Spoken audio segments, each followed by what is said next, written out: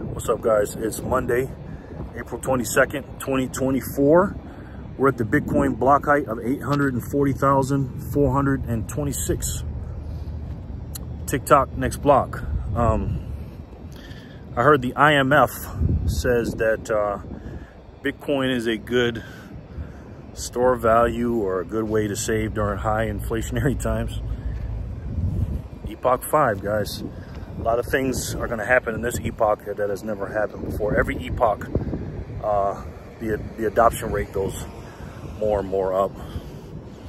And as the adoption rate goes up, speaking of the adoption rate, we're going to have more and more people entering into that very, very precious space of the blockchain on the base layer. And I want to talk to you a little bit about that. Now, if you go to mempoolspace.com while we're talking, or while you're watching this, you can pull up another window.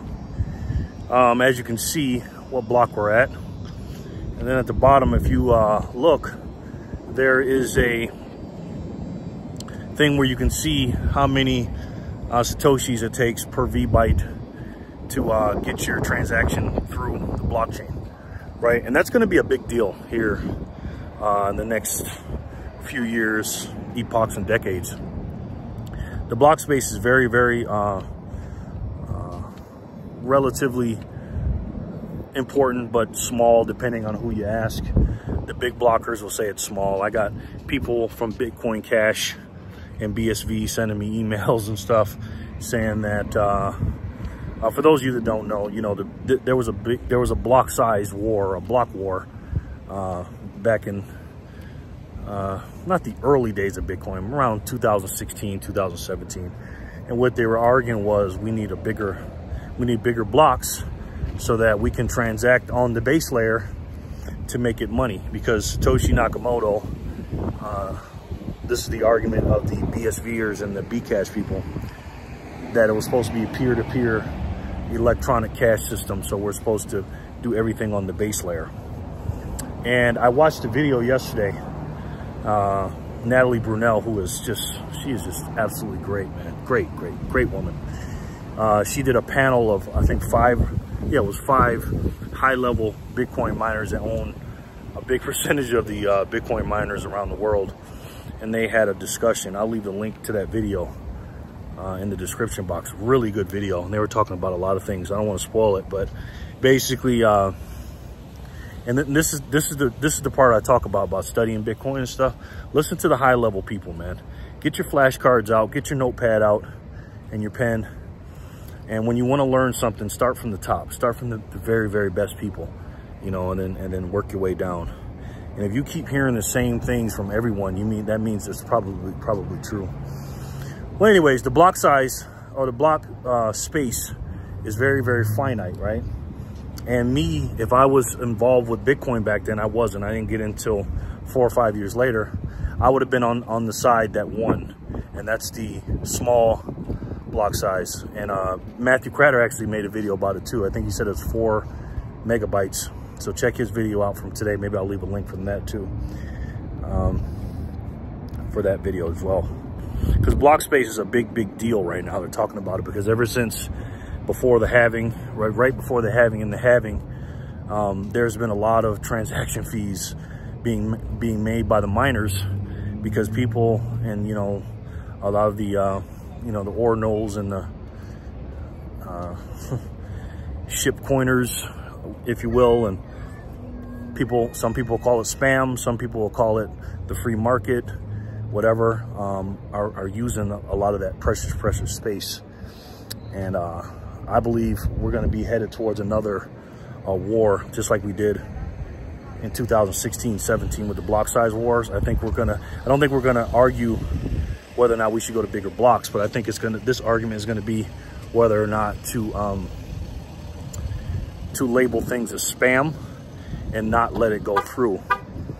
And I want to talk to you about that. I want to give you my thoughts on that, because Bitcoin is a free and open market. It's freedom money. It's not ran by any person. It's not ran by any government, but what it is ran by is the people. Bitcoin is of the people, for the people, and by the people. And we vote with our nodes. I run my own node from home. And I believe in running a node, and I believe in the people running it and not big companies running it. Because if you got things like Ethereum or BSV or something like that that has big blocks, because the bigger the blocks are, the more space it's going to take, and then just regular plebs like me and you won't have the space to run a node. Because when I got my node, I got it this year, actually earlier this year, in January. The Bitcoin Way helped me sign up, do it too. If you want to check out the Bitcoin Way, I don't get paid off. There's no link on there. If you want to check them out, if you don't know anything about, being technical or something like that, the Bitcoin Way helped me. I think BTC Sessions does it too, and then you can Google it yourself or something like that. But me, I'm not that technically strong, so. But when you have a node, it helps you. It verifies all the blocks and everything that come off, come through the miners, and it validates all the transactions. And I believe that people should be able to do that, the regular plebs like me and you. But if you have big blocks, we won't have enough space, because that's what I was saying. When you download the node, you download every single block that ever came out, starting with the Genesis block back from January 3rd, 2009. So my node, some of you guys have nodes, you will have nodes in the future. You will be able to download the whole chain of every single transaction that's ever been. And you wouldn't be able to do that if we didn't have the very, very small block space that we have. Because there's trade-offs with everything, guys. You can't have it all. You can't have speed, you can't have big blocks, you can't have, all this other stuff and be decentralized at the same time. So I'm all about freedom and decentralization. Do I think that we should mark them as spam? I'm in the camp of right now, no. No, I'm not. I don't think we should mark anything as spam.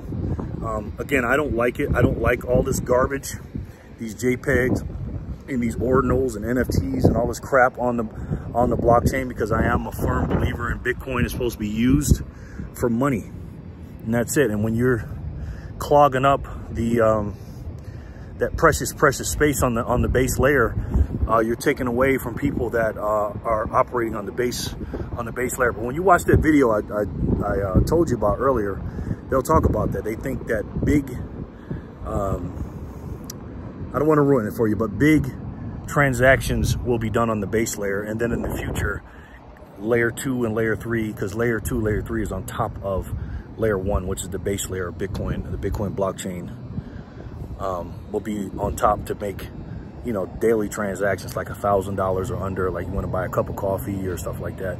Like all that stuff you see when you see people paying with Bitcoin, scanning their phones and stuff.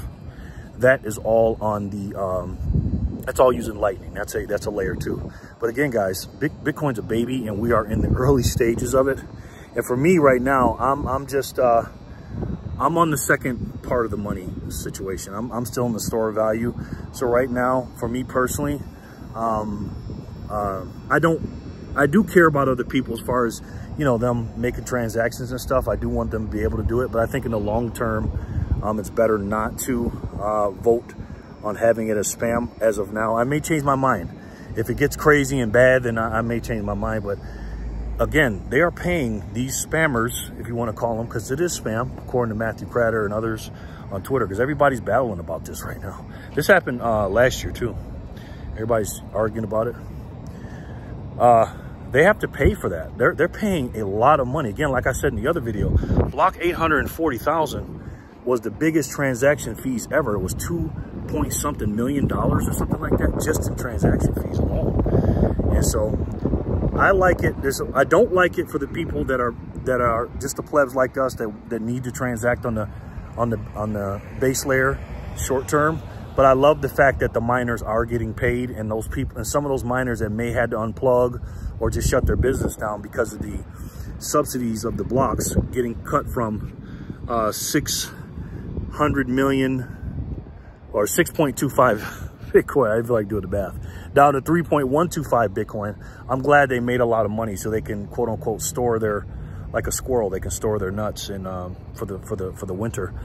And once prices go up, then they can, keep going. But I like the fact that the miners are getting paid. I don't like the fact that plebs like us have to pay a lot more, but you know, that's where I am right now as of April 22nd, 2024.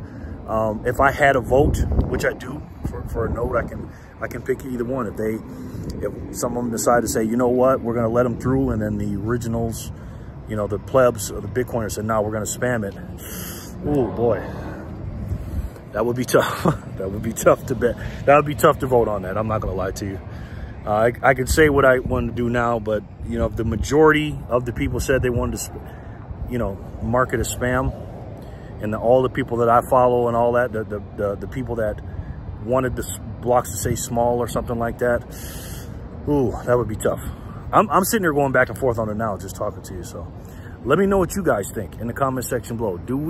Should we, because this may come up, this may be a vote with the nodes, and they may have another fork of Bitcoin, like they did with Bcash. That was a fork, and then BSV and BSV. Let me emphasize the BS in that.